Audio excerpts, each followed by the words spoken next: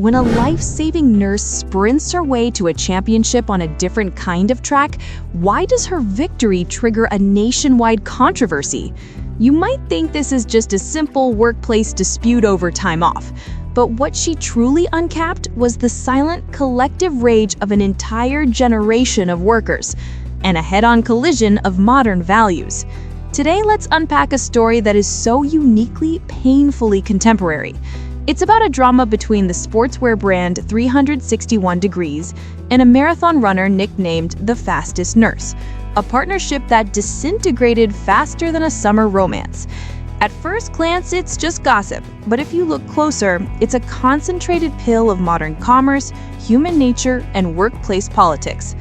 Our protagonist, real name Zhang Shuihua, is a nurse at a top-tier hospital in Fujian. By all accounts, that job is so demanding that just having enough energy to get home at the end of a shift is a victory. Yet somehow, in the slivers of her spare time, she trained relentlessly for long-distance running. And she didn't just train, she conquered. At the Harbin Marathon, she clocked in at 2 hours, 35 minutes, and 27 seconds, winning the domestic women's championship. Let's be clear, that time is elite. It's the absolute ceiling for an amateur, pushing right up against the national professional standard. A guardian angel in scrubs, moonlighting as a speed demon on the pavement. This is the stuff of legends. A living, breathing advertisement for the idea that even the most overworked among us can have a life of poetry in far-off places. Naturally, brands took notice. She was signed by 361 Degrees as an elite runner. What does a sports brand want from an ambassador? They want to be associated with professionalism, perseverance, and positive energy. And what could be more positive than a woman who saves lives for a living and pushes human limits for a hobby? The marketing department at 361 must have been sleeping with a smile on their faces, thinking they'd struck gold. This was a sure bet, far more reliable than some fickle celebrity. Who would ever attack a hard-working nurse chasing her dream? But the plot twist came faster than she runs. In a post-victory interview, overcome with emotion, the dam of her long-suppressed frustrations broke. Through tears, she made a plea to her hospital leadership. "I don't need special holidays. I just need your support in letting me adjust my shifts so I can compete on the weekends." On its own, that statement is perfectly reasonable. Who among us has not craved a little flexibility for our passions? The vast army of corporate drones watching would have nodded in silent solidarity. But the internet is a strange beast. It is both the world's most advanced detective agency and its most volatile storm center of emotion. The initial wave of sympathy barely had time to form before the internet's microscopes were wheeled out. Online sleuths, channeling their inner Sherlock Holmes, started digging. They pulled up her race records. From March to June of this year, just 3 months, she'd crisscrossed the country to compete in 10 marathons.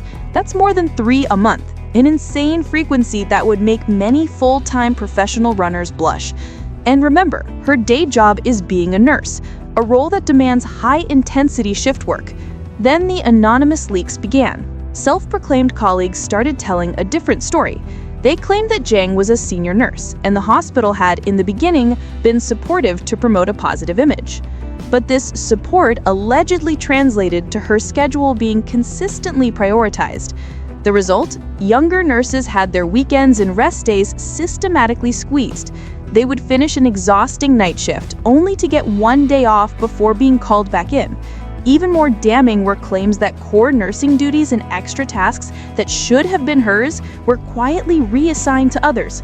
A document, purported to be a photocopy of the department's internal schedule, was circulated, claiming she had requested 16 shift changes in a few months, 12 of which were for highly coveted weekend slots. In an instant, the public narrative performed a complete reversal. One moment, it was an inspirational story of a dream come true. The next, it was a horror story of workplace exploitation. The public had a chilling realization. Her triumphant path to glory was paved with the blood, sweat, and tears of her overworked colleagues. In front of the cameras, she was the tearful dreamer asking for support, but there was not a single public word of thanks for the colleagues who were quietly shouldering her burden. In the cutthroat world of office politics, that's a rookie mistake. Even worse, the scent of commercialization was in the air. People noticed her social media following was exploding, allegedly managed by a marketing agency. While now empty, her online storefront was once filled with products. She was cashing in on the Liueyang, the traffic, the fame, the brand deals, while publicly playing the part of the misunderstood, suffering artist. That didn't sit right. Public sympathy is precious, and people hate it when they feel it's being mined as a raw material for profit. The firestorm naturally turned on her corporate sponsor. The live stream chat for 361 became a war zone. The comments were relentless. Fire her and I'll place an order. Does wearing your shoes get me weekends off? No weekends off, no purchase. For a brand, this is the ultimate nightmare. This kind of negative sentiment directly attacks their core values of health and positivity. It's a stain you can't wash off. And the reaction from 361 Degrees, it was a masterclass in modern crisis PR, a surgical strike.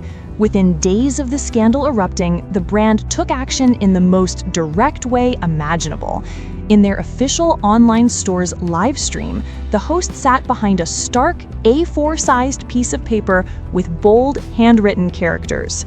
361 Degrees has terminated its contract with the fastest nurse, marathon runner. There was no formal press release, no legal jargon. When viewers asked if it was official, the host just pointed to her face and the official branding of the live stream. "Isn't this official enough?" she asked. The message was clear, swift, and brutal. From peak controversy to public termination, it took less than 72 hours. Why so decisive? The official line was a vague statement about adjusting development paths. Translated from PR speak, that means, it's not me, it's you, or done. But the real reason is written in financial reports and the bloody lessons of recent history. Brands are terrified of uncertainty. A tainted image, even a small one, can trigger an avalanche in the stock market. They only had to look at the scandal involving the table tennis star Zhang Shuihua, whose career imploded amid allegations of gambling debts and sharing private videos. Within 48 hours, a dozen brands, including Anta, Toyota, and P&G, dropped him in a synchronized panic.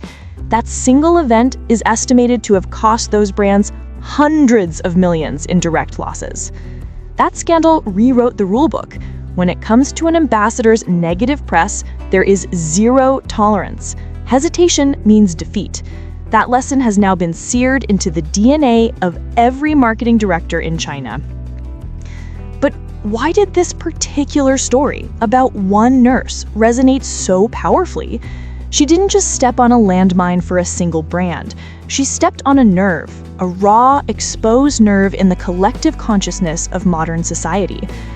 The question she forced everyone to confront is this: where does your individual dream end and your collective responsibility begin? No one disputes that Zhang Shuihua's hard work and achievements are incredible. And in an ideal world, an employer should support an employee's personal pursuits. But the fatal flaw in her story was that the cost of her dream was outsourced to her colleagues. They paid the price in lost sleep, canceled plans, and burnout. What truly offended the public, especially the massive Dagong Ren, or worker community, was the perceived entitlement. She enjoyed the fame, the followers, and the financial rewards, but failed to publicly acknowledge the sacrifices of those who made it possible. It's the ultimate your dream, my bill scenario. And in today's world, people are sick of it. There is a profound allergy to the narrative of my dream is so important that everyone around me should make way. 361 Degrees smelled the shift in the social mood. They knew that once you're smeared with that kind of values-based controversy, you're radioactive. Explanations just dig the hole deeper, so they ran. And that is the world we live in. Brands are now as jumpy as startled rabbits. They employ vast monitoring systems, and before signing anyone, they conduct background checks that would make the CIA blush. The entire celebrity endorsement market is shrinking, not for a lack of money, but for a fear of risk. Some are even turning to AI-powered virtual idols as ambassadors. After all, a piece of code can't have a messy personal life. After all, a piece of code won't demand weekends off to run a marathon, and it certainly won't build its success on the exhaustion of its colleagues. It's a bleak cyberpunk solution, but it's safe. What makes a champion is never just the speed at which they cross the finish line. It's also the invisible network of support behind them. In this case, it was the nursing sisters who quietly covered her night shifts. It was the managers who juggled schedules. Their sacrifices, unseen and uncelebrated, are the true bedrock that allows society to function. The buzz around Zhang Shuihua will fade. 361 stock will stabilize. But the questions the saga raised about the boundaries of ambition, the duties we owe to our peers, the cold calculus of commerce, and the simple nature of human decency, these questions will linger in the air of our noisy era for a long, long time. It was a juicy story, for sure, but when you chew on it, the taste it leaves behind is the complex and often bitter flavor of our times. As a poet of the internet age might say, "An angel in white, on the racetrack a star, her plea for a day off a resonant scar. Her colleagues worked longer, both near and so far, while the public opinion turns quick as a car. In the live stream, a paper, a message so stark. The brand cut its losses, a leap in the dark. Remember the player who fell from his mark? A crisis in PR leaves a permanent mark. Don't say that the market has no heart or soul. A damaged brand image will take its own toll." That's all for our show today. Thank you for watching.